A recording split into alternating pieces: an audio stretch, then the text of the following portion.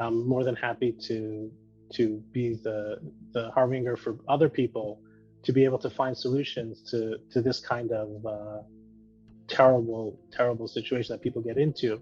And if I can help even one person, then it's worth it for me.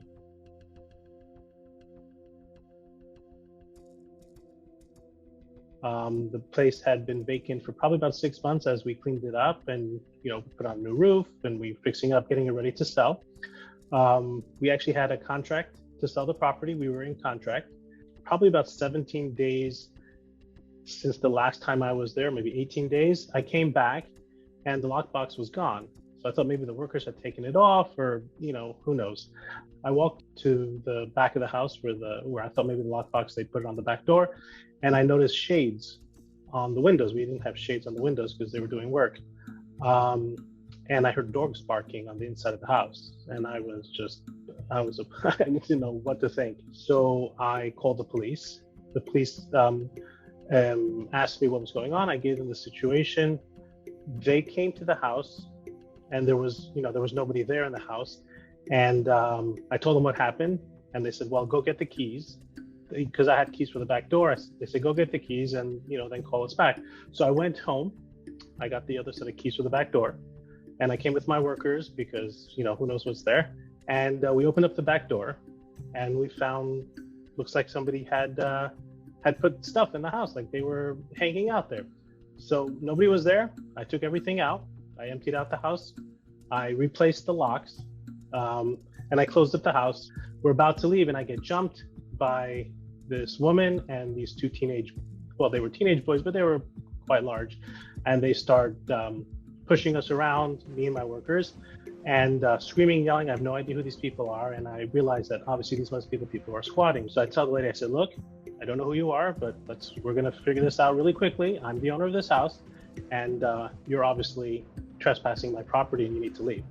And she started screaming, and she called the police, obviously, which was, we both called the police at the same time. The police came, and with that ensued this big argument about what's going on. So she claimed that she had a lease, and she showed the officers the lease. I had seen the lease as well, because it was not too many people run around with leases in their pockets.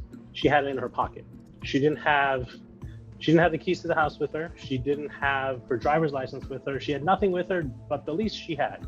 So right away I knew this was something going on. She pulled out the lease and she showed it to the officer. I saw it as well. It was some random person's name. It wasn't even close to my name. It was a one page, and it just had the address and no numbers, no contact, nothing. So the officers asked me for proof that I'm the owner. I showed them proof. I provided them the deed of the property.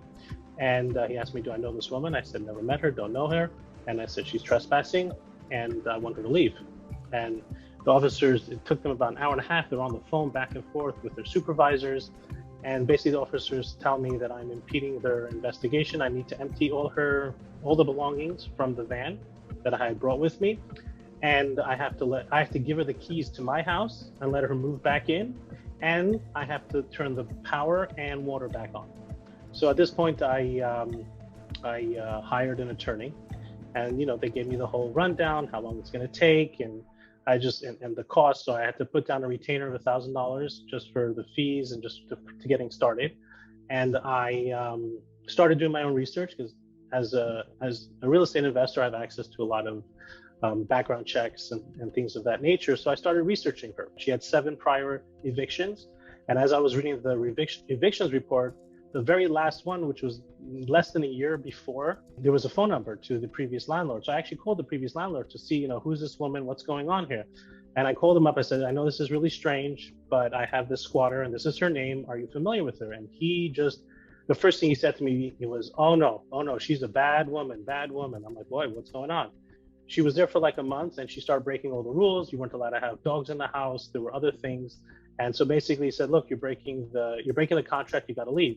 And she refused. It took him 3 months to get rid of her. And before she left, because when you do an eviction, there's always, you have your 72 hours, your 24 hours. So before she left, she dumped concrete down his pipes. And he told me it cost him over $150,000 in damages. So now I'm freaking out. So I started to pray. I was like, oh no, this is bad news. And I started asking people, and everyone said to me the same thing, just gotta wait and pray and hope, and that's it. And I said, no, there's gotta be more I can do.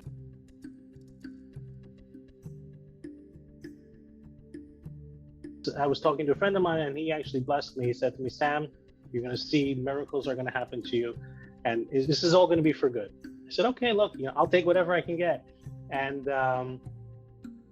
and not more than 10 minutes later, I get a call from an undisclosed number, and it's a sergeant from the crime division of Miami-Dade.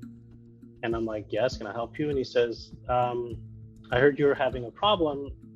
Tell me what's going on. So I told him, and I said, I've hired an attorney already. And he said, stop. He said, has this person ever gone into any agreement with you on anything? I said, no. I said, I never knew this person before that first incident. He said, all right, I'm going to help you. He said, next Monday, we're going to get her out. I was shocked. Monday, what? I couldn't believe it. He says, all you have to do is sign this affidavit that you're the owner and this person is just a transient trespasser. And we have the authority, the police department has the authority to take them out. They sent me this affidavit to sign. I signed and notarized it, sent it back to them. In the meantime, he said, stay away from the house, don't talk to her, nothing. Which I did, which was great. And the beauty of this is there's no notice. There's no 24 hours, there's no 5 minutes, there's nothing, they just come. At about 9 o'clock on Monday morning, they send me an address to meet them. I came there was a bunch of plainclothes police officers, but all dressed like SWAT. And they told me to follow them to the house. We did. There was four vehicles. And as you can see, I don't know if you were able to see in the video, but they came guns drawn and everything. I had to bring a locksmith who broke the lock. He then stood back and they broke into the house. There was nobody home, but the dogs were there. So they cleared the house, and then they called the woman and told her, you're out. You have 24 hours to pick up your items, otherwise the owner can throw them out. So she came very quickly, and at first she was raising hell and screaming at the officers, and do you know, and what I didn't get any notice and things like that. And they said, well, so sorry, this is it. So we stood on the side, but as they passed us, they would scream and curse at us. She said, I'm gonna find you, and the horrible things. And after 2.5 hours, they left, and then I was able to enter the home. In the end, it cost me, it was about $15,000 worth of damages. They stuffed the toilets with grease and the showers, and because they had dogs, they destroyed all the baseboards and paint, and there were holes in the walls, and there was a lot of smoke damage in the house, which cost me approximately $15,000. But as my friend told me, everything is for good. I ended up putting the house back into contract, and I actually increased the asking price of the house by $15,000, and I got it. So I ended up recouping all the money that I had lost. Had Help Me Howard not come through and I didn't find this statute, I would probably today still be dealing with the court system. There is this statute. People should be aware of this, and police officers should be aware of this. And it should be incumbent on the squatter to prove that they truly are a tenant, and not the other way around, where a homeowner now has to go through the legal system in order to evict this person. These two people knocked on my door, man and woman, and I opened the door very cautiously, and I'm like, yes, can I help you? And they say to me, hey, are you Sam from Help Me Howard? And I was like, yeah. They're like, well, we found you. And I'm like, geez, that's not cool. They said, we want to ask you, we're having a similar situation. We're, investors, we bought an investment property and we're fixing it up, and we're in the middle of painting it. And we came to the house after the weekend, and somebody was in the house. And when we called the police, the police said to them the same thing. Sorry, there's nothing we can do about it. You have to take it up with the courts. And he was very, very distraught and asked me what I did. And I gave him the statute and explained to him what I was in the process of doing. The next day, I got a phone call from a Russian gentleman who's a foreign investor who's been out of town for about a year. And he says his, the manager just informed him that he has a squatter. And then I had a friend call me. And then I had posted on my WhatsApp status, and I got a bunch of, requests for more information. And it's been, I try to help. I try to tell everybody pretty much, hey, this is what I did. It's really that simple. And you just have to make sure you get your police department to service it.